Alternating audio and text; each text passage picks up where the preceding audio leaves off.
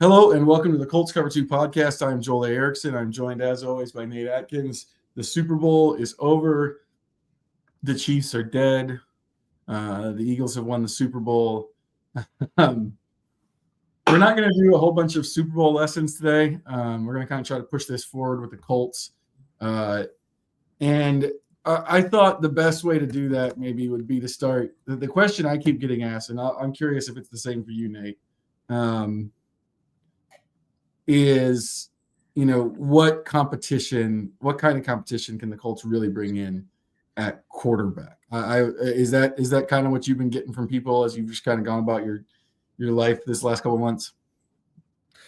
Yeah, well, I do the mailbag each week, so I get even more questions probably that are front of mind for people. And the number one question everyone has is actually something else. It's, will Chris Ballard actually follow through and sign free agents? Which is the question we can't answer until the time actually comes. But the other one, I think quarterback would be second to that because quarterback runs everything. And that's, I guess, in line with it. That's the one position he more or less said that they're going to sign. They need a veteran and they need somebody, he said, to play in case Anthony Richardson gets hurt, but also someone who can push him. So It's the easiest place to start, I think, as we start looking into free agency, because it's the only spot where the draft just doesn't seem like an option for what they're looking for. And it doesn't sound like they're just going to re-sign the guys they have and do it that way. I don't know. Maybe that's an option to them, but it didn't seem like that worked so well when they benched Anthony Richardson last year and put in their backup quarterback. So I think they're going to want something better and something also different from what they had. Yeah, specifically Ballard said we've got to have competition, citing Richardson's lack of availability his first two seasons. He's missed 17 of a possible 34 games due to injury. Then there's the play stuff on top of it. But yeah, he said the word he used was competition. We've gone back and forth on this podcast about how Ballard often means depth when he says competition, when he should mean actual competition. I think for the purposes of this podcast, the names we're going to throw out and stuff would be, we're going to try to aim for people who'd be more like actual competition. The only problem is that's going to be hard because it is not a good year to need a quarterback in the NFL this offseason. There are not have an easier time at some of their other positions of need. Like when we get to corner and outside linebacker, there's going to be some good options there, but not so much at quarterback. Yeah. It feels like it feels like they and it feels like it's been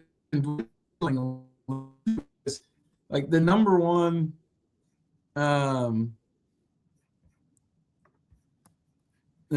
guy, and this is interesting because I think Kevin O'Connell kind of went back. I'm looking at what he said. We're going to start Sam Darnold. So this is, I believe, what Kevin O'Connell said during the Super Bowl week last week. With J.J. McCarthy, we drafted him 10th overall for a reason. He said he told CBS Sports, I believe Sam has played himself into being kind of the marquee free agent and quarterback available. I do believe that his teammates and coaches in our front office and myself, we would love to have Sam back in Minnesota, but at the same time, we do feel very confident in J.J. McCarthy. He's healthy. He also said, Sam knows how I personally feel about him. I know he loves being a Minnesota Viking. Let's see what these next few weeks look like as we have dialogue. All of it will be really twofold. We're thinking about obviously having the best possible team in 2025 in Minnesota that we can, but I also care very much about Sam and what I want what's best for him. I had read something earlier in the year, and I couldn't find it initially because all of those quotes have taken over, that made it sound like O'Connell wanted Darnold back. But those quotes sound to me like he's preparing to move on from Sam Darnold and go with J.J. McCarthy. And I assume that comes down to the money. That it always does when we're talking about free agency. What Darnold can get on the open market is very interesting. It's very interesting to me. Baker Mayfield signed, I believe, a 3-year, $100 million deal after his renaissance with Tampa Bay. I would assume that Sam Darnold's agent would like to get in that range. If he does hit free agency, he seems like the top option available, although there's also a significant risk there. Yeah, I wonder if his playoff game didn't end up being very good when he lost to the Rams. It's amazing. He took 9 sacks in that game. So I don't know if that was kind of like a tipping point moment of, there's going to be a certain point in time where it's like, how do you let this guy walk if you're the Vikings? And it was trending that direction when he went 14-3 as a starter, finished 10th in the MVP voting. But it was a one and done playoff experience, not a very good playoff game. And maybe that's instead the time for them to just move on to JJ McCarthy and trust the infrastructure they have. If Darnold hits free agency, he's the guy on this list that's just so different than everybody else, because a lot of these other guys are like failed former starters, or you could maybe talk yourself into one or two of the other ones as like something like a bridge quarterback, or we'll see if we can resurrect him like Darnold just did in Minnesota, but nobody who's actually coming off of a good year, because that usually means you're not a free agent. It's a very unique situation when there's that first round pick who is hurt and waiting there. So I do think that he has a good case for exactly where Baker Mayfield was, where it's basically, hey, I burned out for a few years, but situation is everything. And I'm a better quarterback now that I'm 27 than when I was 21. It's very interesting that those two were drafted in the exact same class, and here they are. Difference being that I think Baker showed more early on, but also, Darnold's coming right off that type of season just last year. So I am interested to see how they'll handle it, because it's a 1-year sample size. The playoff didn't add to it. You could look at it and say, look, he was playing with Justin Jefferson and Jordan Addison and TJ Hawkinson and Kevin O'Connell is a great coach. It's sort of like, why, can we replicate that the same way?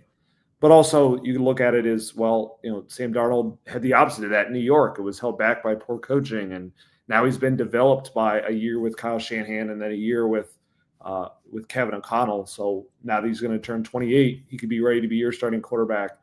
Either way, somebody is going to realize that they don't have a lane. They need a quarterback, and they don't have a lane to one in the draft.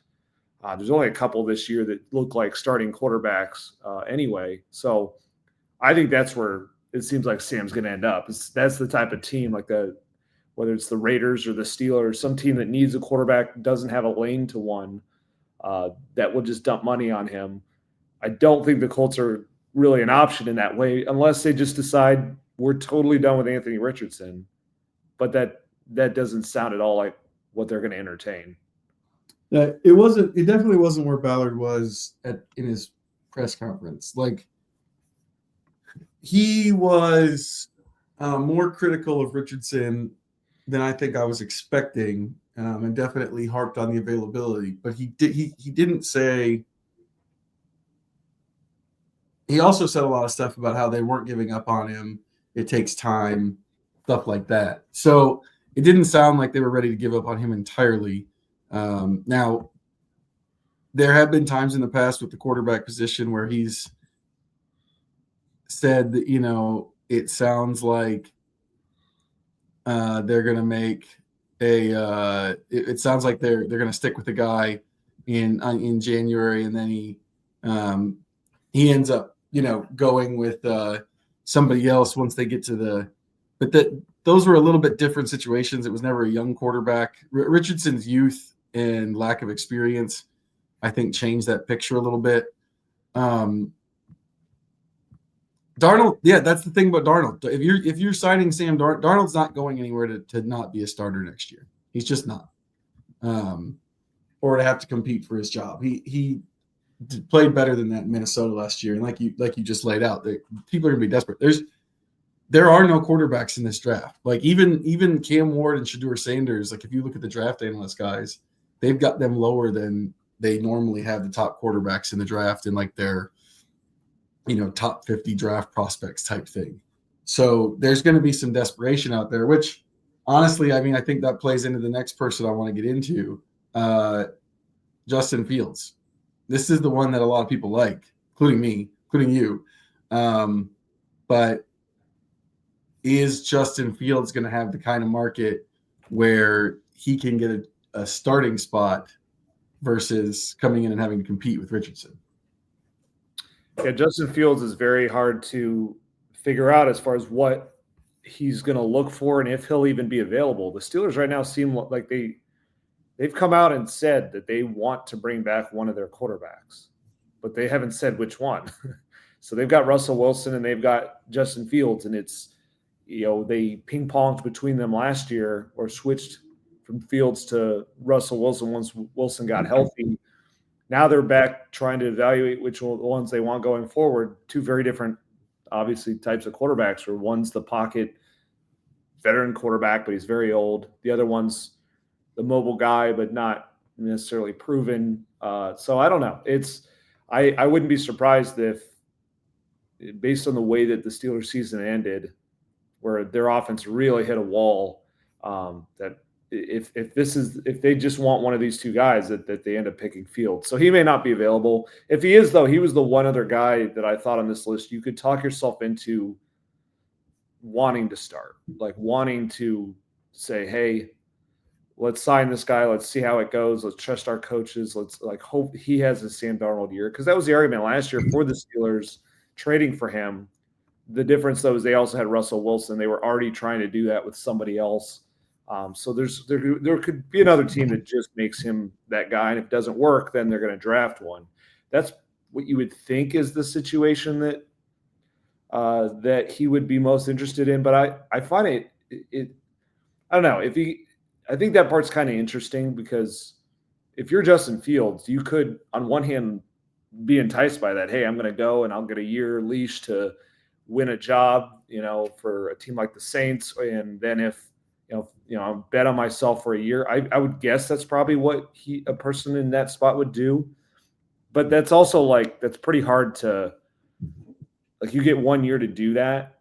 And they're trending toward drafting somebody, to come in and be the bridge and get them off the bridge, or get them to stay on the bridge. I think is difficult. Obviously, he plays super well, then he would.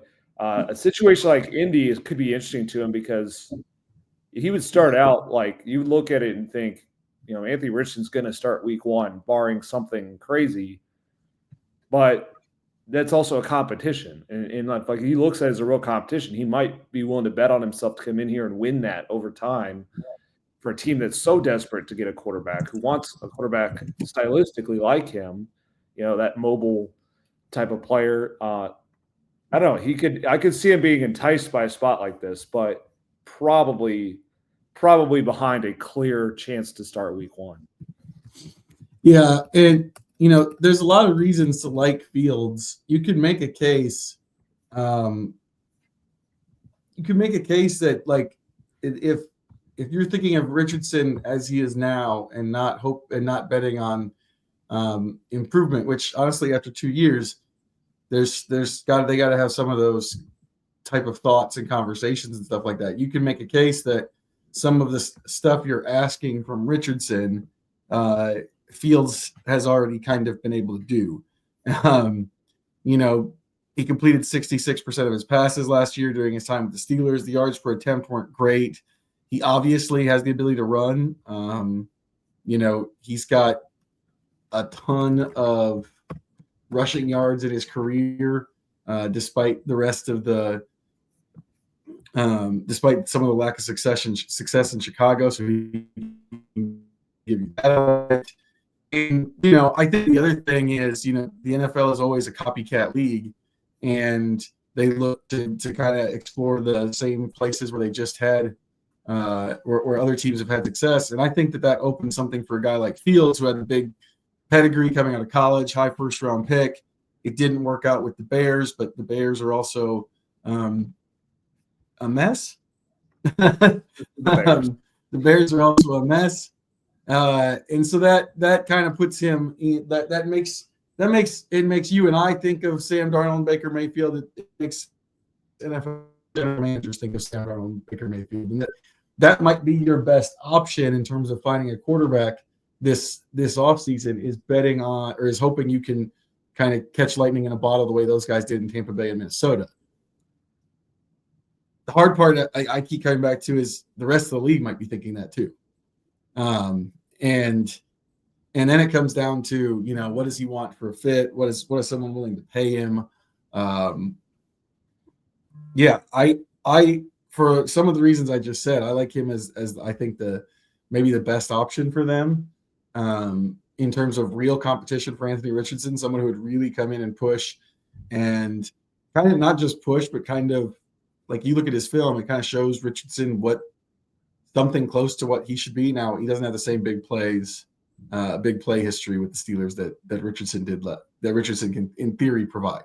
But yeah, the tough part there is who else is going to want him and how badly. Yeah, I do think Fields is very interesting as sort of like a contrast to Richardson. Kind of what you mentioned, that he's shown a lot of things that they want out of Richardson. Specifically, like when you think about him as a runner, obviously he's electric. He's you look at this, he's averaged 6 yards an attempt in his career. It had a 1,100-yard year his second year in the league. But the key thing to that, to me, is that he did it while staying healthy. I mean, he played 15 games as a very primary running quarterback who ran 160 times in 2022 at the Bears and had 1,100 yards and 8 touchdowns. That's been the dilemma with Richardson, is that they know what he's best at is running. That's what he can succeed at right now. We harp on it a lot. I know I specifically do. I want them to run him more, but I do understand the tricky part for them for this whole thing has been every injury he has comes from running, and there isn't a track record of him being able to stay on the field. And until he stays on the field, how does he get those reps to build as a passer? And so last year they were constantly in this push and pull with that, where early in the season they really were afraid of the injuries, so they wanted to just focus on the passing. Well, he wasn't ready to succeed that way, so he was an inaccurate quarterback, and then they weren't running him a lot, so he wasn't an effective player. Fields at least has shown that you can lean into one of those. Now that doesn't mean he doesn't ever get hurt. I mean, he's missed multiple games, each year. The last year was, I don't know if he missed any of the injury. I think he just got benched, but before that, in Chicago, all 3 seasons, he missed at least 2 games to injury. But that happens with the rushing quarterbacks. He's a pretty durable rushing quarterback going back to college when he stayed pretty healthy. The other thing too is, they want somebody to push Anthony Richardson, not just in like they're good enough to make him feel a little threatened, but sort of the push on a day-to-day basis. The benching was so much about that preparation, the focus behind the scenes.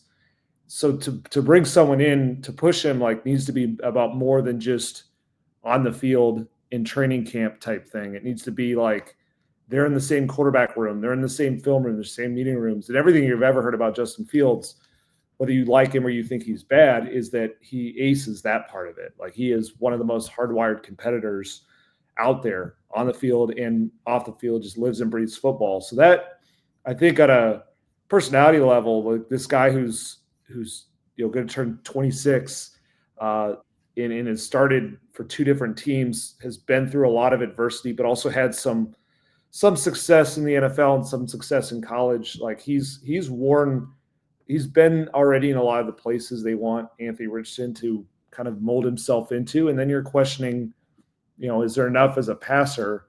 But that's why you would bring him in and see. So I think it's by far the best option for them.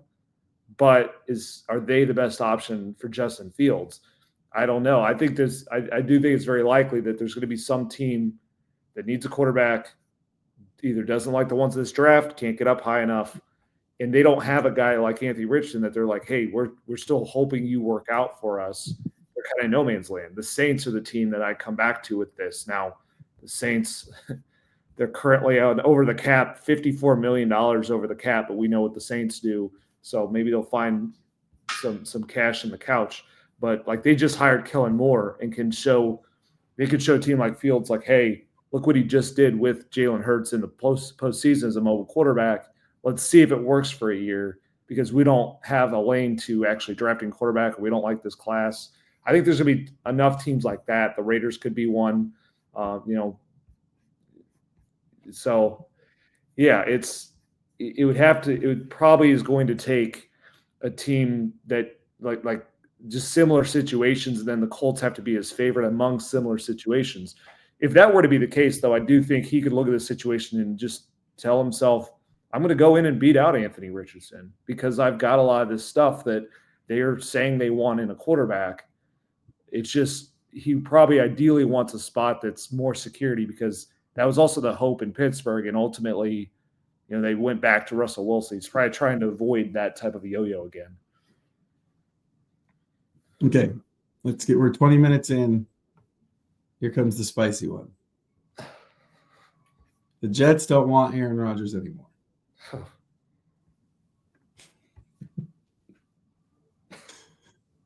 So I just want your reaction. I'm just throwing out the quarterback's name. We're just gonna see. I want to see where it goes.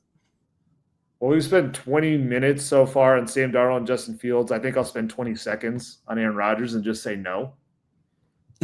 On every single possible level, no.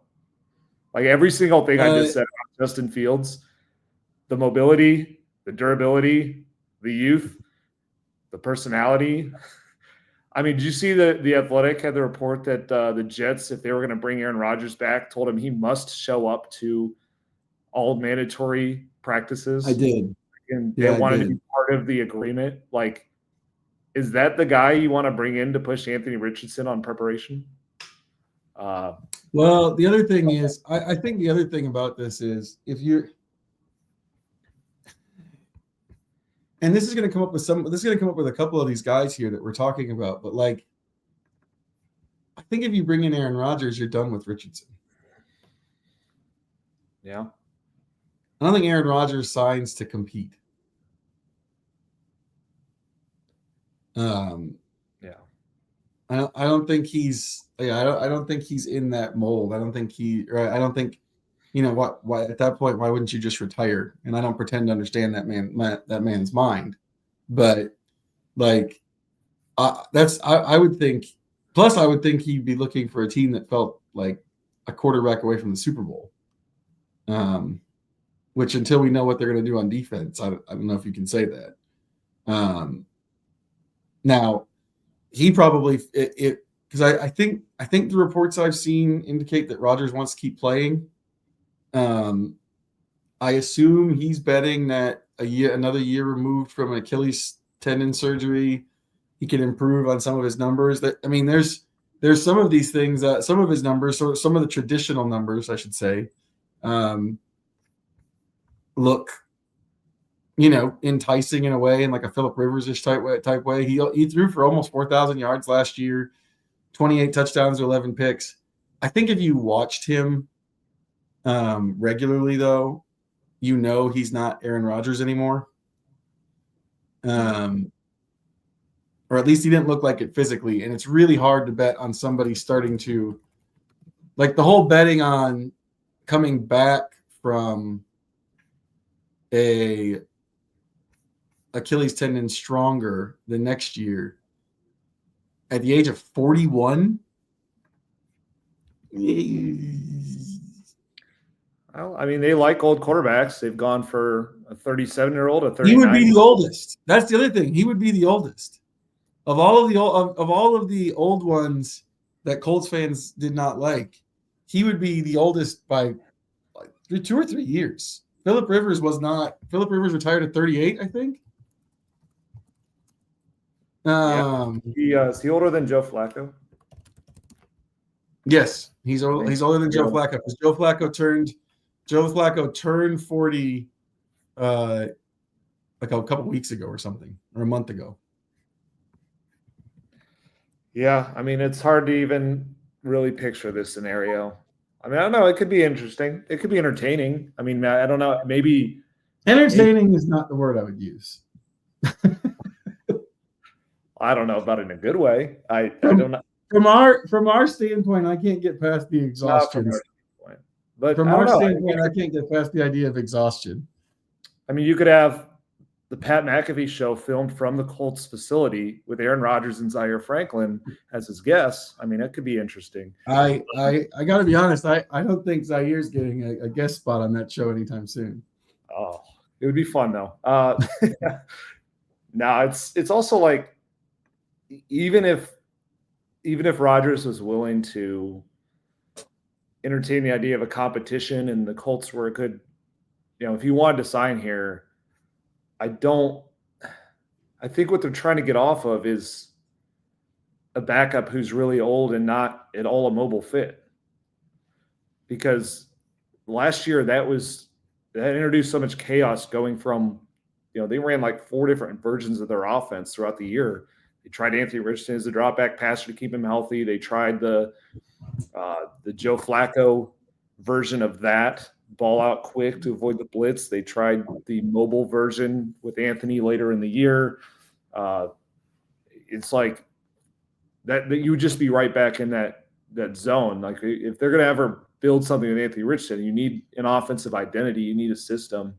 And if they're signing a quarterback because they're bracing for the fact that Anthony may miss a couple games, I just think the mobile quarterback's a much better fit for that type of thing. And also a guy that you trust to stay, like if you have questions about Anthony Richardson's health, I don't think you want to bring in a backup with a lot of health questions too. And this is a 41-year-old, 2 years, a year and a half or whatever removed from an Achilles tear who isn't going to avoid the rush. Like, I don't know. It's hard. It's just hard to figure out the fit for him wanting the Colts or for him being the type of quarterback they want for this situation. The Rodgers is the most famous, and honestly the best, or in terms of like just his overall career. But like there's a lot of guys who kind of fall into this, available dudes who kind of fall into this. Like if the Steelers don't pick Russell Wilson, like you can say kind of a lot of the same stuff about Russell Wilson in terms of he probably is going to go to a place where he's going to start. Is he really what the Colts want? If the Saints move on from Derek Carr, which I was talking to people in New Orleans earlier, and they were like, I don't know if it's going to happen because they think that the Saints are going to continue to try to kind of thread the needle with their credit cards. But instead of taking the full pain and the reset, like who else would fall into that? There's a lot of guys.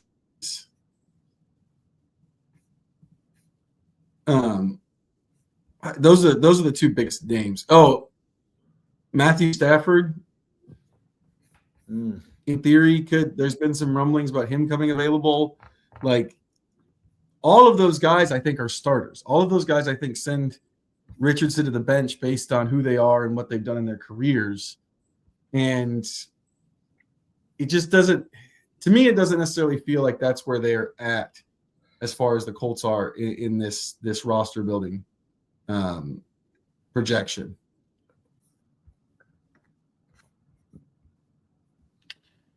Hey, we're actually coming back from a break. I've got some work being done on my house today and had to deal with that real fast.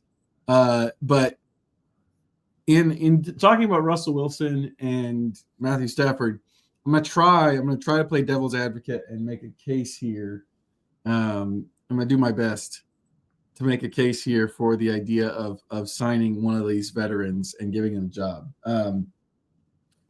Richardson, obviously, I think the case against Richardson is obvious. You would decide that the completion percentage wasn't going to happen. He wasn't going to be able to be accurate enough. He wasn't going to be able to know the system well enough. And you were too worried about the injuries, and you felt like you would have to feel like your roster was ready to really compete for a playoff berth and probably more than that. And all you really need is a quarterback to manage it and get the passing game to a middle of the pack level. I think you can maybe make a case that like with a Stafford, how old is Matthew Stafford? I think he's about to be 37. Oof, Matthew Stafford's older than I thought he was. This keeps happening on this offseason. I don't like it. Just turned 37. I don't like it.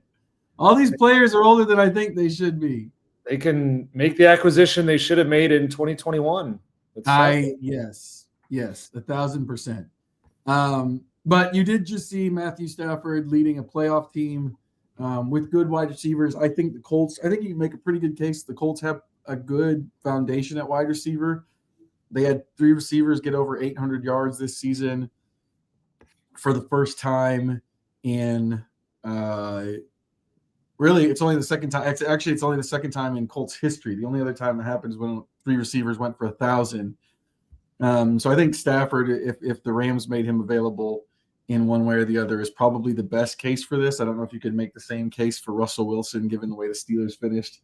I definitely don't think you can make the same case for Aaron Rodgers, given that he had Garrett Wilson and Devontae Adams last season, and the Jets offense struggled as much as it did. So, but it would essentially be you would say we are, for the most part, punting on Richardson and going back to what we were trying to do, get a bridge who can get us to the playoffs in order to get us to our next quarterback.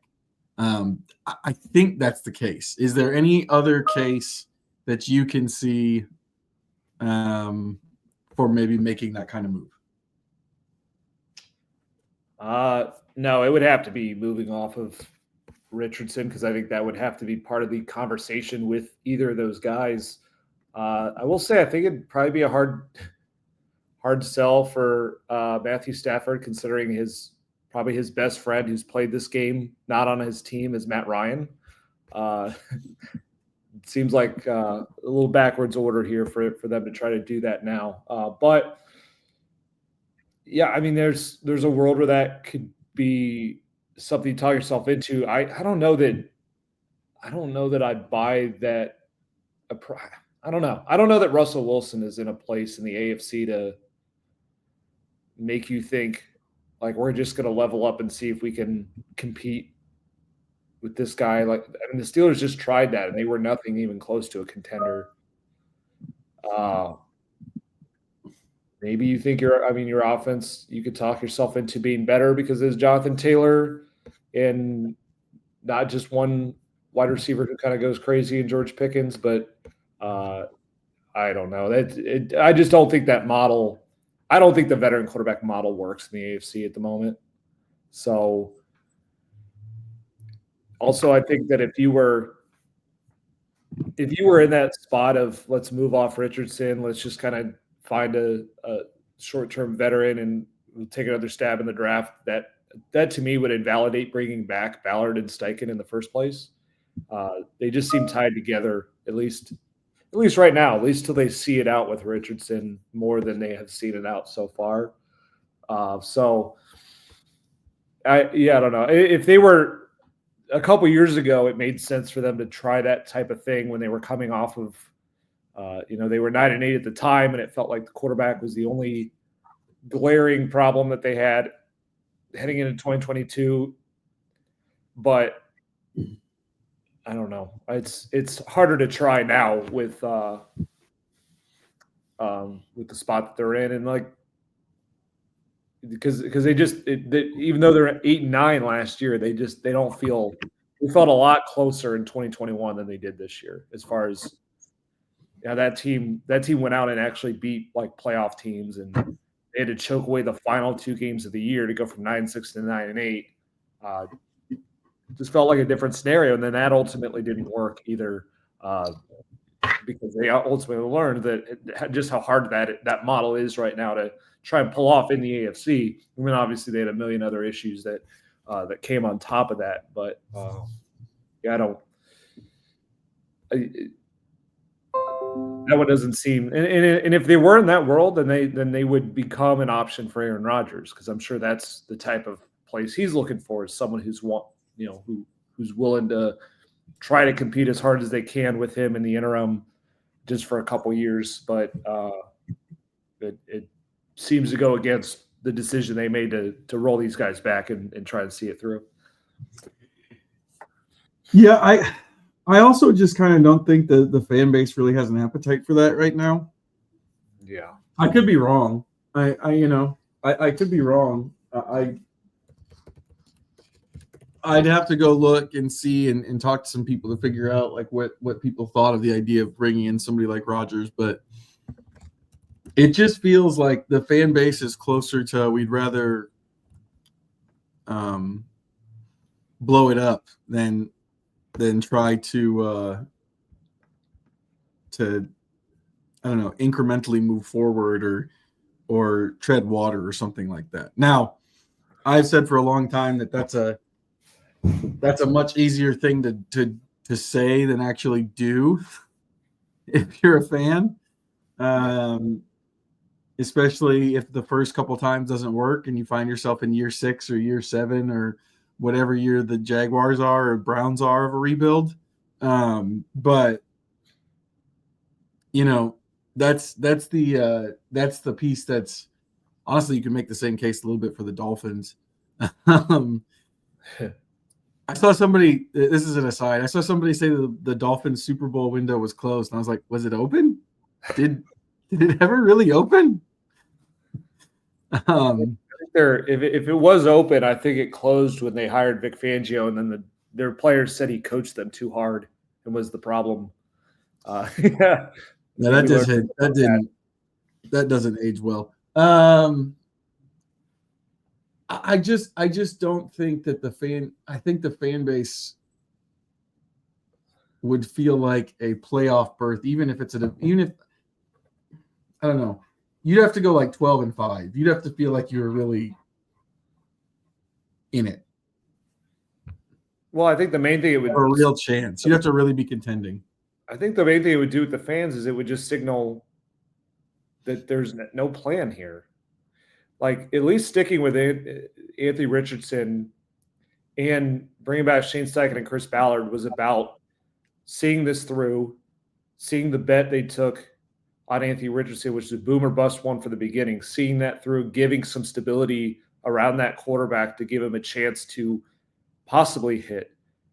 To move off that right now, I mean, unless, again, it could be different if they were blowing the whole thing up and then they're picking here in the middle of a draft and they don't like the draft of quarterback and they're like, well, somebody's got to play quarterback here, so let's try and in the interim sign a veteran and build the most competitive team we can, and then take our shot at the quarterback when we get a little better of a lane. With there'd be a grace period for a new general manager and head coach who are inheriting this situation, but to just reset one position with another one of those old veteran options that got them in the place to draft Anthony Richardson in the first place, while keeping the guys that you kept for Anthony Richardson, I think that's where people would just feel a lot of whiplash to trying to understand where this franchise is trying to go. I kind of think that's the biggest point here is that if you are done with Richardson, because I know there are fans who are done with Richardson and don't feel like that's ever going to work out, but my sense is that most of those people are like, well, if that's even if you feel like Richardson's not going to work out, they're more on let's blow it up completely and rebuild than we are let's go back to where we were in 2021 or 2022.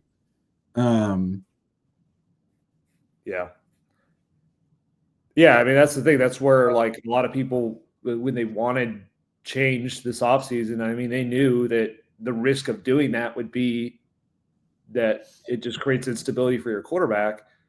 I think the ones that were okay with that were okay with moving off the quarterback too. And so to just move off the quarterback, it creates some weird, some misalignment. Also the fact that this regime just went to a veteran in the middle of the season and it didn't work.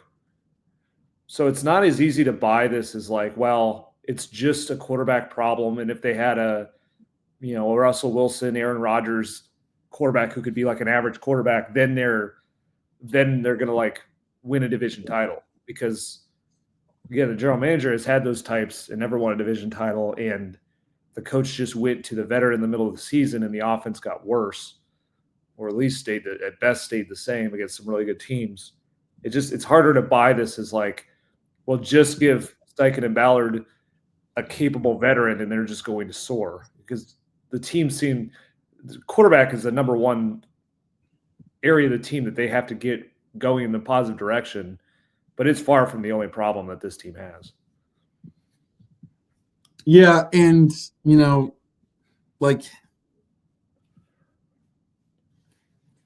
I think like what they got from Phillip Rivers is probably the best version of what you could get from that.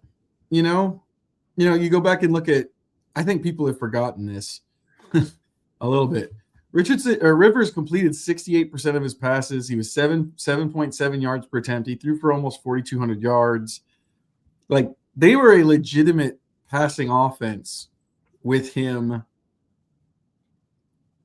as the quarterback, And I think that's probably, they finished 9th in the league in yards per attempt. They were 11th in passing yards per game. That was in a season where Jonathan Taylor came on as a rookie. They didn't give up sacks. There's a lot of stuff about that year from a passing perspective that was really good. And they went 11-5 and got knocked out by Josh Allen in the first round. So like, I guess that's just the pieces. Is the fan base, does the fan base really okay with doing that again? I don't know, because all these, like, I keep hearing people say like, oh, like when we had Phillip Rivers, like it was terrible. And it's like the best season they've had since Andrew Luck retired. And it's not close. It's not close. No. There's no one else even really in the ballpark for that. So, yeah, it doesn't feel like it doesn't. I think the reason those older quarterbacks don't feel real is that like, it just doesn't feel like it's where the franchise is at. It doesn't feel like the franchise is at a place. The owner, the last time we heard from the owner on their long-term quarterback plan, he said that he was pushing for a younger quarterback years before they actually got one. So I think from an ownership standpoint, until we hear differently, my understanding is that what Jim Irsay wants is a long-term answer. He doesn't want a short-term answer. Yeah, and that's, I guess the other thing too is that Stafford would be the one that's different from this, but I don't know that those other old quarterbacks you can even feel confident have a lot left. Well, the counterpoint to that would be when they signed Rivers, everybody said this isn't going to work. He's washed, and then he turned in a good year. So that would be, if you were trying to play devil's advocate and talk yourself into the old quarterback, that would be the answer. Is that when they signed Phillip Rivers, everyone was like, this is not going to work. He's washed. He cannot play winning football anymore, and it turned out they were wrong. Yeah. Possibly. I just think that if you look at it right now, like it depends on what you're looking to get out of it. But like the Steelers last season were not a competitive playoff team at all. Nope. Now, if you want to aim for, let's go 10-7 and get housed in the wild card round, they could do that. But it depends on what your bar is. If your bar is higher than that, if your bar is like 11 wins, division title, which the Rivers thing worked out really nicely, but like you said, it didn't. Where did it ultimately get them? It didn't get in a division title. It didn't get them a playoff victory. It didn't ultimately make them a contender. So it's like, what are you ultimately trying to get out of this? I think for a general manager in his 9th season, if you're going to move off of a quarterback of the future you're developing, it should be to do something you haven't done in the past either, which is win a division title, win playoff games, like be more than just a wild card team. I think the people who would say that they should go for one of the older quarterbacks is like, well, Ballard needs to win to save his job. But I would be curious to know whether or not Irsay would consider that a job-saving thing if they did it with an old quarterback without a future. Just based on where he's been in the past with what he said about the quarterback position.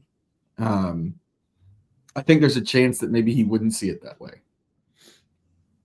Now, on the flip side of this is, reading Jim Irsay's thoughts on the general manager and head coach are very difficult because I would a week before the end of the season, I would have thought that the Giants loss was the kind of one that you wouldn't be able to come back from, but that's where we are. And so, like, I just don't know. I don't know if he would view that as,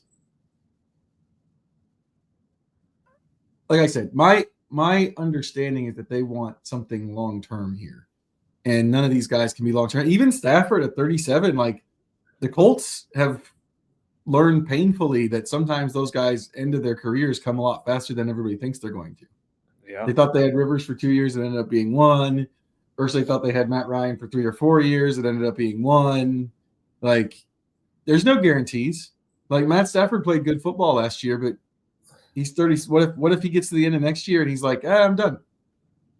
That's the thing about it is you're both trying to evaluate them maintaining their play and maintaining their desire to keep playing.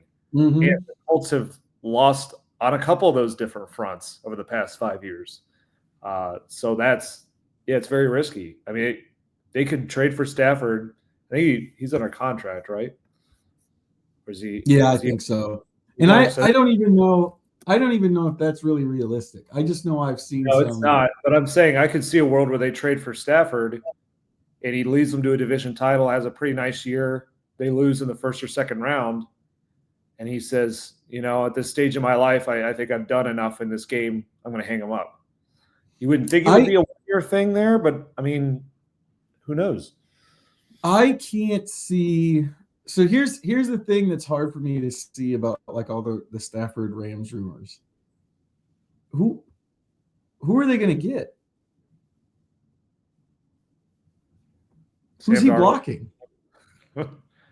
Move off him to sign Sam Darnold? I don't know. Yeah, like who is Matt Stafford blocking? Like that's Darnold is the only, and like for all the reasons you said earlier, do you really want to bet the farm on that, or would you just rather? I don't know. Would you rather just see what you can get from Matt Stafford? Either because, I mean, Sean McVay and Stafford have such a great connection. Also, my hot take is that if that Eagles-Rams game was not played in the snow, the Rams would be the Super Bowl champs right now because the fumbles turned that game around. Rams are really cooking. I think they would have been Stafford just really turns it up in the postseason. He's got 15 touchdowns to 3 picks as a Rams quarterback in the postseason. So they just finally kind of hit something with Cooper Kupp and Puka Nacua. Now they're going to shop Cooper Kupp, and so I don't know if that moves them in a conversation of thinking we're not contenders. But again, Aaron Donald retired last year, and they were probably the second best NFC team in the playoffs. So they replaced the defensive line really fast. Yeah, so they're good. They're good on the defensive line. I don't think they have a reason to think we need to move off anything. I mean, Stafford was at his best the last 2 games they played, and it's been working. So I don't know. Okay, I've got one more name for you. I've got one more name for you. I think that people would want to discuss. And this is easily the most about. This is easily the most fun name to discuss. Jameis Winston. Oh. That was not the name I was thinking, but we can go with Jameis. Oh, that means you've got an extra name. We've got 2 bonus names for you. I do have an extra name. Jameis Winston. I think Jameis Winston could work. He's present competition. Now, do I think he could work as like a long-term solution? No, I don't. But like, is he the kind of guy that they might end up having to sign or end up signing as like somebody who could actually start if they feel like Richardson's not doing it? Yeah, I think he can fall into that category. Yeah. I mean, they've had interest in him in the past, and he does. I mean, he just signed with a Browns team that had a starting quarterback. Yep. So that's his market, is to step in as a backup who has a chance to step in for a guy who either gets injured or gets benched. In the case of Deshaun Watson, should have been both. But I could see him having interest in this spot. I could see them looking at him and thinking, if Anthony Richardson gets hurt This is a better backup than a lot of teams might have. He's got experience. But I don't know. I mean, part of the issue is when you look at Jameis Winston last year, the Browns designed an offense going into the year that was going to be very heavy quarterback run. And then Deshaun Watson gets hurt, and they sub Jameis Winston in, and it did not go very well. He finished with 13 touchdowns, 12 picks. He averaged 180 yards a game. I guess that doesn't include his starts, but it didn't exactly light it up. 7.2 yards per attempt were fine, but just it was the bad version of Winston a lot. Outside of his first game was wonderful, but a lot of the negative sides of Jameis Winston popped up with the turnovers, 7 starts and only in 12 picks. And I don't know. I mean, you can look at this and think like this: the Colts have a better offensive line than the Browns. They had issues there last year. Browns' run game was really bad when Nick Chubb wasn't able to come back from the injury. So maybe you certainly would lean on the passing game less with Jameis, but also Jameis Winston was throwing to 2 Pro Bowlers, David Njoku and Jerry Jeudy. I don't know. It's just been – and that's the other thing too is like if you're going to design a quarterback run offense, Jameis steps in. He's not going to run that offense. So I don't know. It's also like it's an interesting personality to bring in. I mean, there'd be very funny moments and entertaining moments with Jameis Winston, but if part of what they're trying to get out of Anthony Richardson is a little bit more seriousness, I don't know how that plays out. I don't know. I like that option better than some of the really old quarterbacks we mentioned. I think it's more likely that he would sign here than some of those guys that it seems like, starter options, but it doesn't seem like the ideal fit either. Yeah, the thing with Jameis is he can give you starting caliber play, but there's going to be some pitfalls. Like, he's probably not going to protect the football very well. Just in general, it's not really his thing. No, he's not. Can I guess your other quarterback name? Sure. Daniel Jones. Yes. Daniel Jones is actually my favorite option other than Justin Fields. Okay, give me the Daniel Jones case. I have one big negative with Daniel Jones for this team. Well, Daniel Jones, again, these are all imperfect options.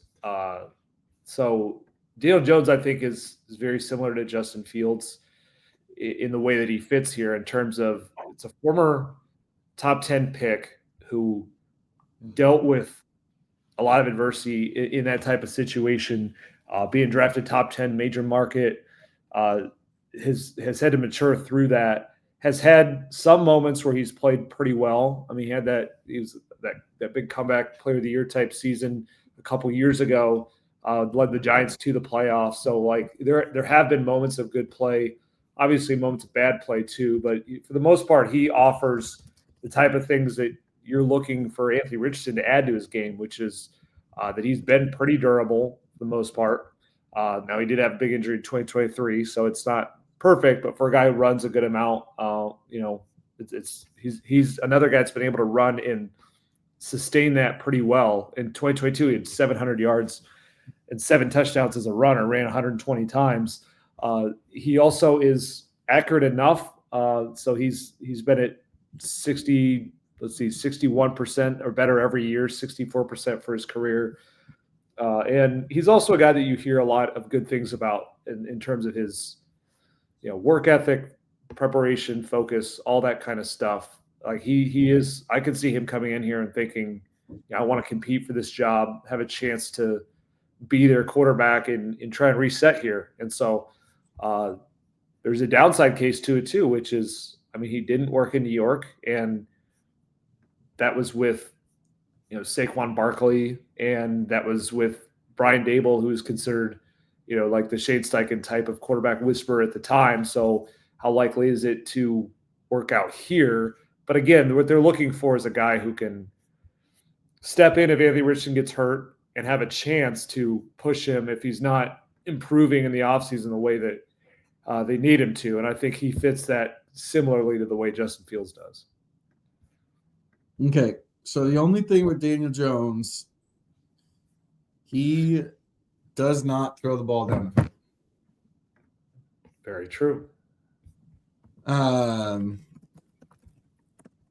And I think Shane Steichen wants someone who's going to do that. His career yards per attempt is 6.5.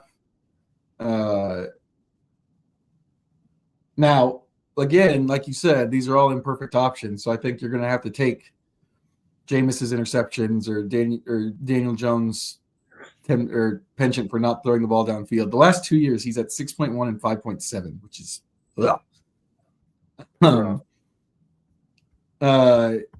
Justin Fields, obviously, you're taking, the fact that he just hasn't really been able to fully grab onto a job. So you're going to take weaknesses. That's the weakness I see with Jones, is that he doesn't have the history of getting the ball down the field that Shane Steichen, who's still obsessed with explosive plays, likely wants. If Daniel Jones is the quarterback, I just hope they introduce him to Alec Pierce.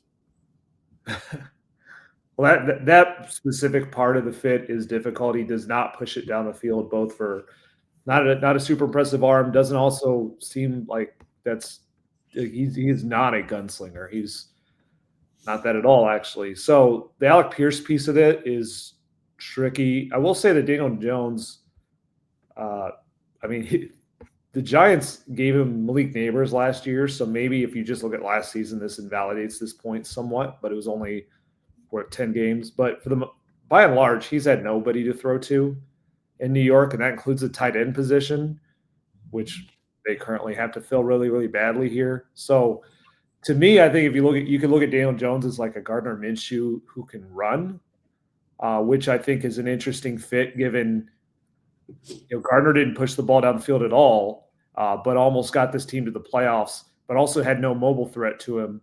This one has a mobile threat. And what we've seen so far or at least last season, is that Jonathan Taylor runs so much better when he's got that quarterback who has the mobile threat versus when he doesn't. So that's why Daniel Jones at least is more intriguing to me than those pocket quarterbacks that are going to make you change the offense whenever they have to step in. Is there anybody we're missing? I feel like we said like 7 names. You want to experiment with Trey Lance? No. Okay. Not even a little bit. You could bring Jacoby Brissett back. I'm sure that's what they're looking for, though. As far as what they said they want, someone that has a chance to start.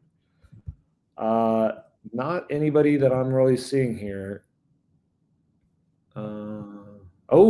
Here's an interesting. Trey Lance to me is Trey Lance to me. If you can't play for the Cowboys when Dak Prescott is unavailable for the rest of the season, that dope.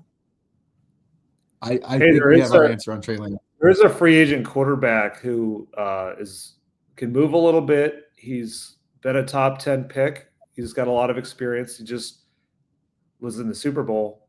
Carson Wentz is available. I just was surprised to see that name on here. I just don't think that that's going to happen. Just have a feeling. Yeah, have a feeling that this might not be the right organization for him.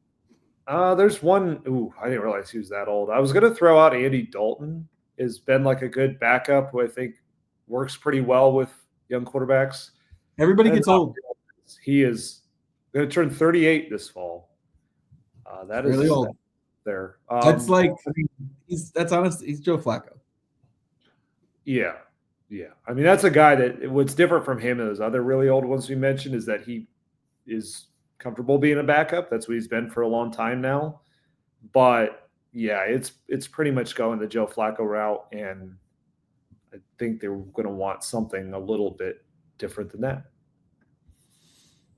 So but what if what I say is one of the issues I think that popped up, and they realized this along the way, is that Joe Flacco was never, and they should have realized this earlier, Joe Flacco never came here to mentor Anthony Richardson and develop him and all of that. It just was not what he's looking for. Now, he thought that, like, you know, in the course of us working together, you hope that like a young quarterback learns from you. But that he was very upfront about that in the beginning. And I think Andy Dalton has been a guy that, from what I've seen, has taken a different approach. He's been there around Justin Fields and Bryce Young, and he may take a different approach to that role of being a backup. That would be the one way that it could be a little different than Joe Flacco. I think what we've learned from this podcast is that it's a lot easier to say the Colts need competition for Anthony Richardson than it is to pull it off. Now, they still need to. I'm a firm believer that they need to have somebody in there who can really push him. But it's going to take some doing to find that person and get that person up to speed. Fields still feels like the best one to me, but I just don't know if he's going to be available. They could sign Drew Lock. The last time they saw him, he was looking like an MVP candidate. I just try to find any name that might make sense. You know, Marcus Mariota was a good backup for Jayden Daniels this year, but the difference there is they had no urge to ever sit Jayden Daniels for even 1 second outside of those trick plays. So, right, same thing. Right. Darnold. Yeah. The thing with Darnold is I'm not convinced I want to give him $100 million. Yeah. Even over 3 years. See, when you talk about the idea with like Stafford or Wilson, like moving off of Richardson, that to me makes more sense with Sam Darnold than those old guys, because he's right there in his prime years. I mean, he's 27, turning 28. He's just coming off of a really good year where he was finished 10th in the MVP voting. And you think like, well, we're going to carve out a 5 to 10 year window here and hope that we can build a good enough team around him to get there. I mean, I don't know that, but you're right. I mean, you end up paying him $100 million, makes it kind of hard to, like, now you're paying him under, but still someone in the, maybe not the ballpark, but a tier below like the other top quarterbacks in the AFC who are clearly better than he is. And so, and what if you're paying him? The other thing I keep thinking of is like, what if you're paying him like the Jaguars did with Foles, where they're like, look at what he's done in the playoffs. There's clearly something more here. Let's give him a huge deal. Matt Flynn would fall into this. Like, now Darnold has more of a runway, although, Foles had prior years as starter and stuff like that. Like, every couple of years, somebody gives a quarterback or gives money to a quarterback who kind of flashed, and it works out terribly. Yeah. Yeah. I mean, one other name that I've seen thrown out there as a trade candidate is Geno Smith. Don't know how real that is. That one's a little interesting. I mean, he is older. He's 34.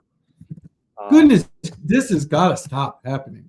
I am going to spend the next week looking through ages of players so I stop getting surprised by it. It's getting bad. 34? Yeah. I know. Well, he and I were in college at the same time, so I don't like hearing that number either.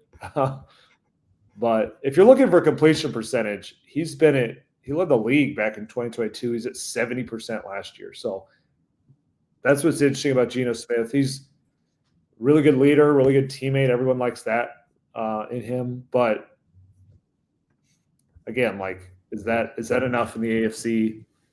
And I also don't know if he's for sure available. You'd have to trade for him. So I don't know. He seems like a decent fit for a team that's maybe more like, if he's going to leave the Seahawks, to a team that's just a little bit more ready to go to the playoffs already. So I don't know his interest level in coming here. I do like that better though than like the Wilson and Rodgers types, just because at least it's not 34. Yeah. You wouldn't think he'd want to retire next year, but he also doesn't have a decade left, you wouldn't think. Man, that feels Oof. They could get Geno Smith, and then in 2 years they could draft his cousin Jeremiah Smith. How about that? If they're drafting Jeremiah Smith, then Geno probably didn't work out. That means Geno did not work out even a little bit. You need you have to hold the -1 pick in the draft. You can't have the first pick. You got to be even higher than that somehow. You have the 0 pick in the draft to get Jeremiah Smith. Yeah, I don't know. We're looking under every rock to find anybody that you can even throw out there. What about you just bring back Sam Ellinger? As the starter? Or as a possible starter? As a backup. Well, if you did that, then you're saying there's no competition. Yeah, that's not competition. This staff has never shown any inkling whatsoever that they were going to play Sam. Not one time. Yeah, it's really hard to find other names to even talk yourself into. Like, you can't do that anymore with Jimmy Garoppolo, I don't think. Did he play last year? Where was he? He was in Vegas, and I'm trying to remember what happened. He got suspended. Oh, he was in Vegas. He went to the Rams after the Vegas thing fell apart. He was the Rams backup? Yeah. I mean, the fact that I didn't know he was the Rams backup seems like a good sign that maybe that's not the right idea. Yeah, he started their last game when they were resting for the playoffs. But yeah, that's not really an option. I don't know. I guess the one other thing we haven't discussed is, do you just draft somebody who could be competition? You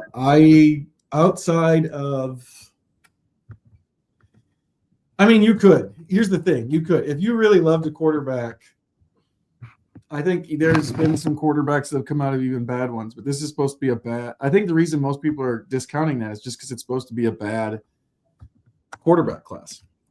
It's supposed to tail off considerably after the top two. The top two aren't even supposed to be that far up there, but could you fall in love with Dylan Gabriel or Jalen Milroe or Will Howard or Brady Cook, since we're just throwing out quarterbacks? Kyle McCord. Yeah, I mean, I said the Brady Cook thing as a joke for Nate. We love Brady Cook because he's tough and he played for Missouri, but I don't think of him as an NFL quarterback. No, I don't think so. More than a backup, I should say. A couple of those guys you mentioned, though, I could see being like third-round picks in this league. Yeah, like third. You could draft a guy in the 3rd or 4th round that you're saying is our backup, but we like enough potential in him that if this is not working with Anthony Richardson, we could go to him. I think ideally what is going to happen here, though, is that they want somebody. It's not just about pushing Anthony like in training camp per se, but it's also like if you get to like halfway through the season and it's going the way that it did last year, but you've made the improvements to your roster and free agency that they're suggesting that they're going to make. So now they feel like they have a playoff caliber team, but the quarterback play is not getting any better. I think they want someone they can then go to at that point that isn't going to go the way it did with Joe Flacco. So a better version of that. So that's where maybe Jameis Winston is that. I think some of these guys in the draft, you could see that being a possibility where they're not asking you to be a star. They're asking you to be better than a quarterback who's really not getting it done and get a team that otherwise they think is talented. Now that's the question is that do they get to that level? I mean, there's a lot that they have to do at tight end and defense and running back to get in that conversation. But it's also the AFC South. The door's been open enough that you can see them getting to midseason and having a conversation like that too, if it's not working with Anthony. Yeah. It's just there's not great options. I mean, landing on somebody in the draft, like the diamond in the rough in the draft, is like a great thing to think about, but actually pulling that off is so much harder than people make it seem. Everyone's like, well, Russell Wilson or Dak Prescott or all these guys, and it's like, okay, now name the 20 other fourth-round picks from those drafts that didn't do anything. Well, I mean, they love the idea of like, hey, you swung for the upside and Trey Lance, but then you spent a 7th-round pick on Brock Purdy as a backup. But then it became time after you saw practice that you went, hey, we're just going to go to Brock Purdy, and then he was really good. I mean, it's not crazy to try that in drafting a guy that you expect to be a backup, and then we'll see. But yeah, it's not exactly a plan. It's like there's a reason that's happened like once or twice, I guess, if you add in Tom Brady. Yeah. Yep. I mean, also they tried that. They tried that with Sam Ehlinger a couple years ago. It didn't work. So that's how most of them are going to go. A lot more Sam Ellingers than Brock Purdy's. What we've landed on here is might want to carve out some extra dollars in the old free agent budget to outbid somebody for Justin Fields. Yeah, and pray that the Steelers choose Russell Wilson over Justin Fields, because he may not get there. Yeah, that's another good point. People keep saying, like, I saw someone writing, like, how can they not know which one? And I'm like, because they collapse down the stretch. That's why. When you collapse down the stretch, it really, like, the Eagles almost fired the coach that won the Super Bowl this year because of a collapse down the stretch. Yeah. Like, those things leave a bad, like, no one should know that better than Colts fans, that stuff leaves, like, there was a 2-game collapse in 2021, and they, now it's hilarious to think that Carson Wentz could ever come back here ever in any capacity. Yeah, of all these names we've read, that's the that's the one I will guarantee is not going to happen. Can't guarantee it on anybody else, I don't think. But I don't think we're going to see. I don't think we're going to see that one. Okay, well, we that'll be it for us on the quarterbacks. You can, I'm sure those of you listening can be like, no, Aaron Rodgers is the guy, or Daniel Jones is the guy, or whoever you're picking for competition. Yeah, I don't know. I don't know that this does anything other than just to show the pitfalls of where the Colts are at the quarterback position and how badly they need Anthony Richardson to come up with a miracle. Yeah. I mean, what they need to have happen is us talk about this at midseason and be like, remember how crazy it was that we were talking about competition and could they move off him? That's what they need to have happen. But we're having this conversation because that's not the likely. No. It's still in boom or bust territory entering year 3. For the Colts Cover-2 Podcast, I'm Joel A. Erickson. This is Nate Atkins. Getting close here. The Combine is right around the corner, and not too long after the Combine is free agency, and then we get to start getting answers to some of these questions. We'll both be at the Combine. We'll have another podcast next week. I haven't figured out what we're doing yet. We can just go through these options again. See if our opinions change in a week. And then we'll get a chance to hear from Chris Ballard and Shane Steichen trying to not let us know what they've decided about which direction they need to go in this offseason. So that's it for this week's edition of the Colts Cover-2 Podcast. Enjoy your Valentine's Day.